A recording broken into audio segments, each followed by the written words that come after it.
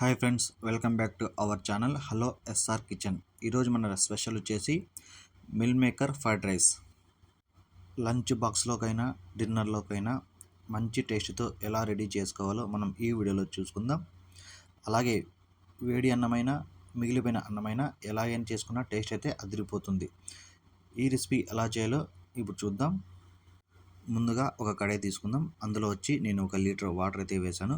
1 cup mill మేకర్కి మనకి ఈ meal maker ఎంత వాటర్లో ఉడుకుతుందో అంత వాటర్ అయితే తీసుకుందాం. నేనైతే 1 లీటర్ తీసుకున్నాను. స్టవ్ ఆన్ చేసి ఈ నీళ్లు మరిగేంత వరకు మరిగించుకోవాలి. వాటర్ అయితే బాగా వేడైనాయి. ఆ టైంలో 1 కప్పు మిల్ మేకర్ని అయితే వేసుకోవాలి. ఇలా మిల్ మేకర్ వేసి ఒక 2-3 నిమిషాలు ఆ వేడి వాటర్లో ఉడకనివ్వాలి. వాటర్ కూడా బాగా మరుగుతున్నాయి.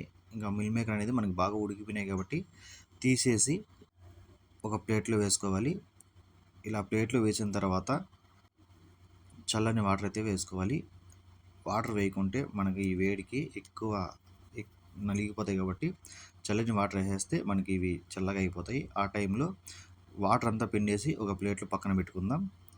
చూడండి, ఇలా వాటర్ అంతా మొత్తం పిండేయాలి. అలా పక్కన పెట్టుకున్న తర్వాత ఒక పాన్ తీసుకొని అందులో ఒక 2 స్పూన్ల ఆయిల్ వేసి, ఆయిల్ వేడైన తర్వాత ఒక అర్ధ స్పూను ఆవాలు, అర్ధ స్పూను జీలకర్ర వేసుకోవాలి. ఇవి ఒక 5 సెకండ్లు ఫ్రై అయిన తర్వాత ఒక 2-3 మిర్చిని ఇలా చిన్న చిన్న ముక్కలు కట్ చేసి వేసుకోవాలి.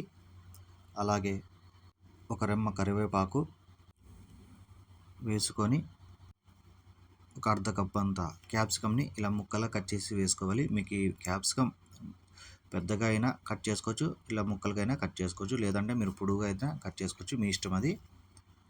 ఒక 2 నిమిషాల పాటు ఈ క్యాప్సికమ్ ముక్కలు ఫ్రై అయిన తర్వాత అర్ధ స్పూన్ ధనియాల పొడి, కొద్దిగా పసుపు, ఒక అర్ధ స్పూన్ అల్లం వెల్లుల్లి పేస్ట్, రుచికి సరిపోయేంత సాల్ట్, అర్ధ స్పూన్ గరం మసాలా, అర్ధ స్పూను కారం వేసుకోవాలి.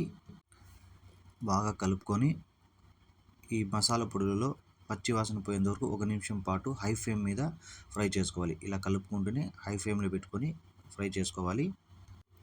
తర్వాత మిల్ మేకర్ని వేసి కలుపుకోవాలి.